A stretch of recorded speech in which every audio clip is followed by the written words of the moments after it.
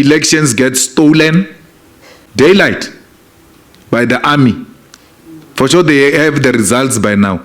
Me and you are still talking about elections. They are done. They have the results. Those things, that's a formality. One thing that is also disheartening in the context of Zimbabwean election is the fact that the elections, even if CCC is going to win, they are going to be decided by the army. And this statement, we must not take it lightly. Why? Because the army is so invested in the politics of the day. They are still involved in the politics of the day. I want to borrow the words of Arthur Mtambara when he was interviewed by Hugo Ribatika. He said that involvement of the army on the 1st of August that has actually been used. Where's the shooting coming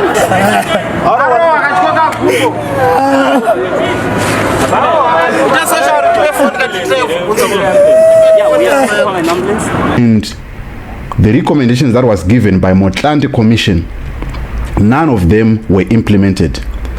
That shows you how much army is still involved in the politics of Zimbabwe. And then this is what Julius Malema said when he was asked by the Norway representative, Deputy Head of Mission of Norway in Pretoria, and I don't think anyone said it, but I would like to just start by saying congratulations on your 10th anniversary. Well done. And also thank you very much for inviting us to this event, which is actually very important. I mean, being Norwegian, we are almost fanatical about dialogue. We want to have dialogue with everyone, and especially those where we don't agree necessarily, because getting things out in the open is so important and the only foundation which we can build trust and a good long-lasting relationship. So thank you. One question and a comment, and I'll try to be brief. The question is about Zimbabwe. You mentioned the sanctions and also how would you go about that, but how exactly do you think that South Africa should engage in Zimbabwe? We have elections coming up. It is very clear to everyone in this room, I think, that the diaspora in South Africa is very significant and also has a very big impact on the economy and the labor market here. Around 3 million, as far as I've seen from estimates, in the diaspora in South Africa. How would you think that South Africa should engage with Zimbabwe in order to get progress in that country for the benefit of both countries? I sympathize with you, and I like the fact that you like dialogue, and I like dialogue. We can engage about that. I agree with you that elections are coming, and South Africa must play an important role. There's a problem in Zimbabwe. There's a big problem in Zimbabwe, where the rights of citizens are being violated openly, and no one is saying anything about it, including South Africa. Elections get stolen daylight by the army. For sure they have the results by now.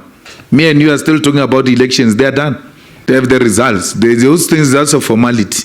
It can't be correct that ZANU-PF holds the people of Zimbabwe hostage. If it means ZANU-PF must lose elections for it to go and self-correct, so be it. But let the voice of the people of Zimbabwe be respected. It can't be a win-win-win at all costs. In the EFF, we believe strongly that Chamisa won the last elections. And he was undermined by violence that was unleashed on citizens of Zimbabwe. But is the sanctions solution? No. No. The Zimbabweans are suffering as we speak. You know how you negotiate the best terms as business and as countries. Zimbabwe should be open to you to go and invest there, but negotiate the best deals and conditions of such investment. No sanctions must stop you from going to invest in Zimbabwe. Zimbabweans are struggling, and the world must go and help Zimbabweans.